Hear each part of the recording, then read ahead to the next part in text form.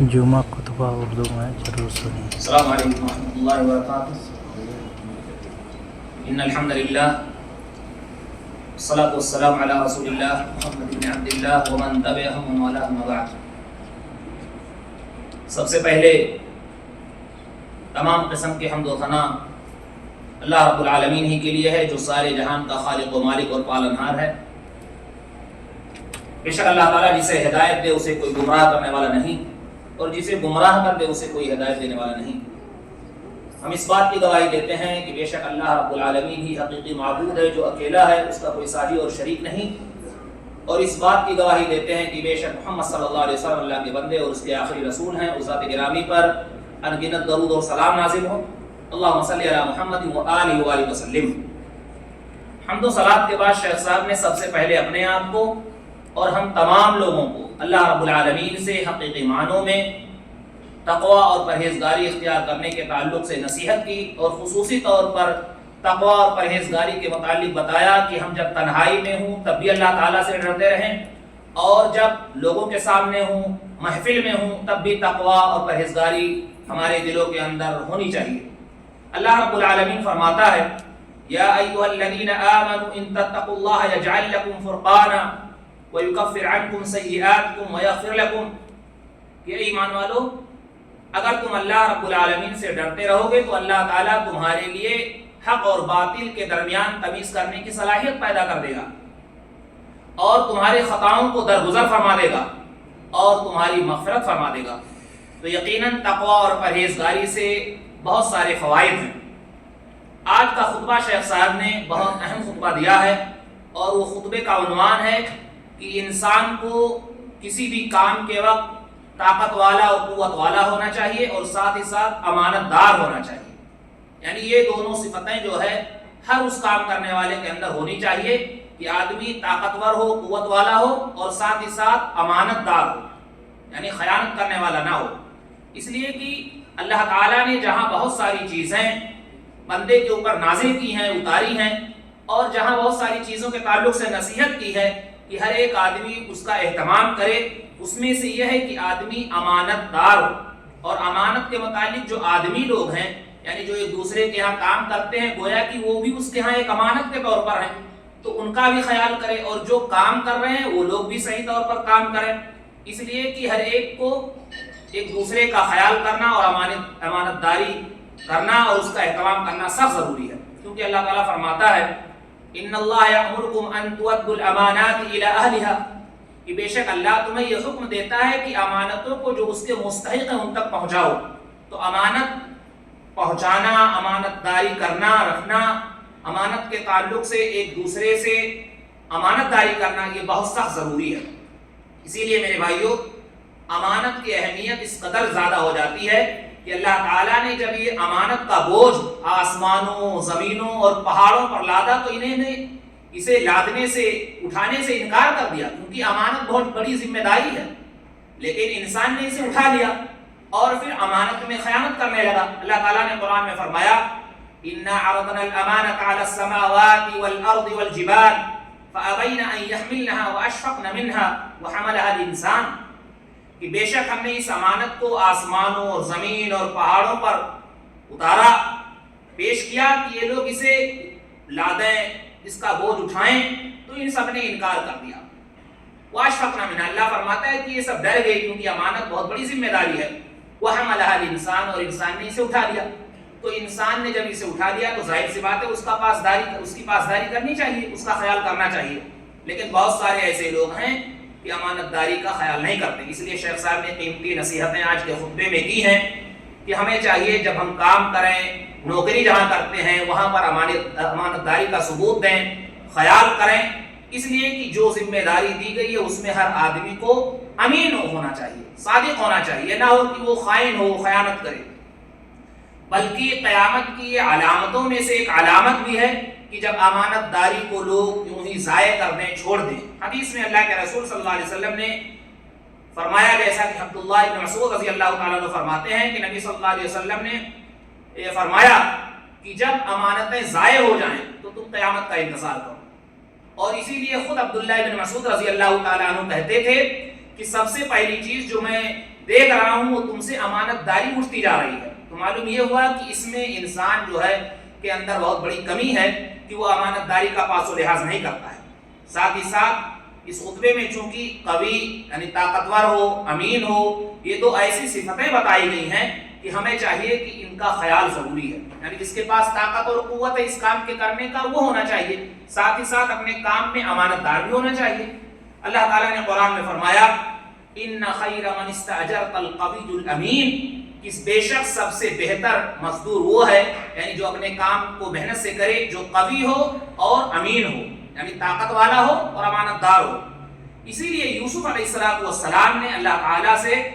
جب اللہ تعالیٰ نے انہیں موقع دیا، عزیز مصر کے پاس گئے، پھر انہوں نے ایک تمنا کی، عزیز مصر سے یہ کہا اجعلنی علی خزائن الارض انی حفیظ علیم،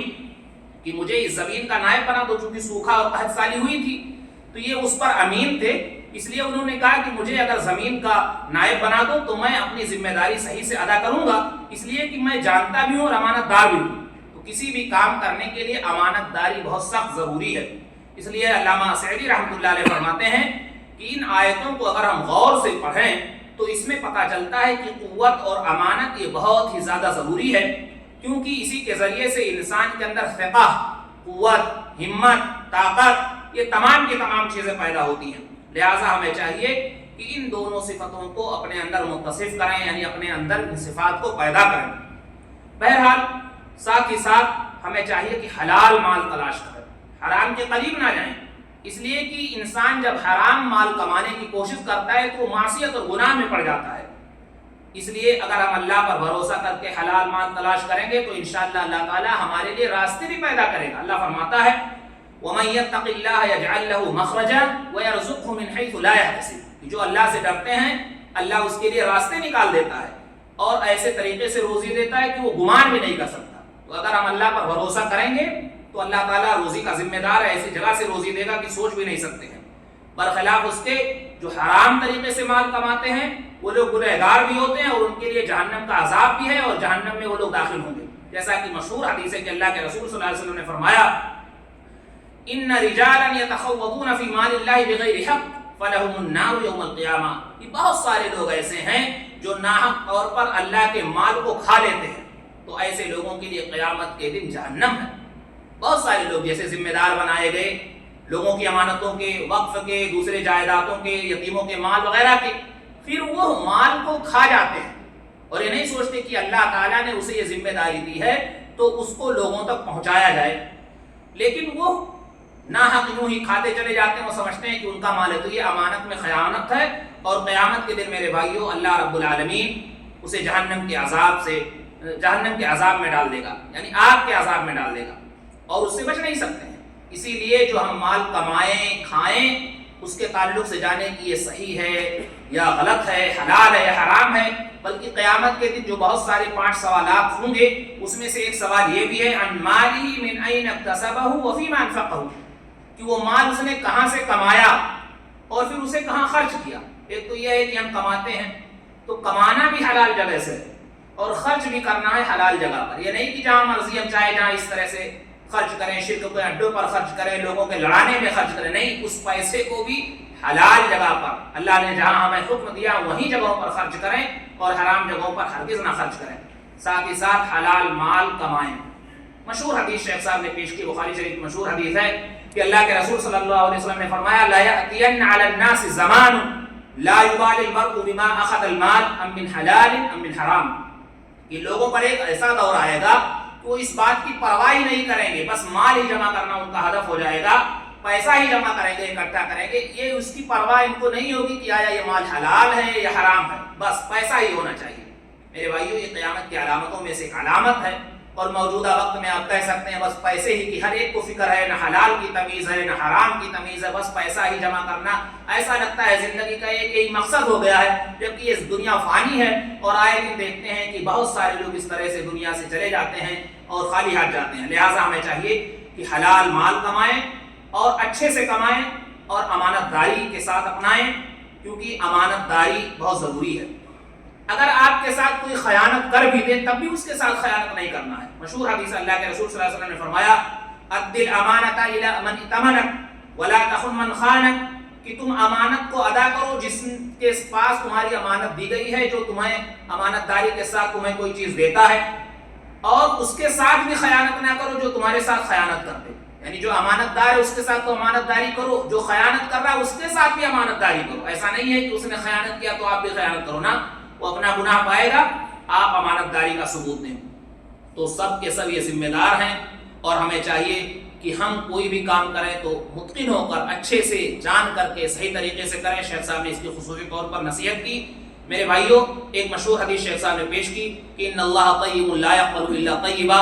کہ بے شک اللہ تعالیٰ پاک ہے اور پاکیزگی ہی کو پسند کرتا ہے۔ اس لیے ہمیں چاہیے کہ ہم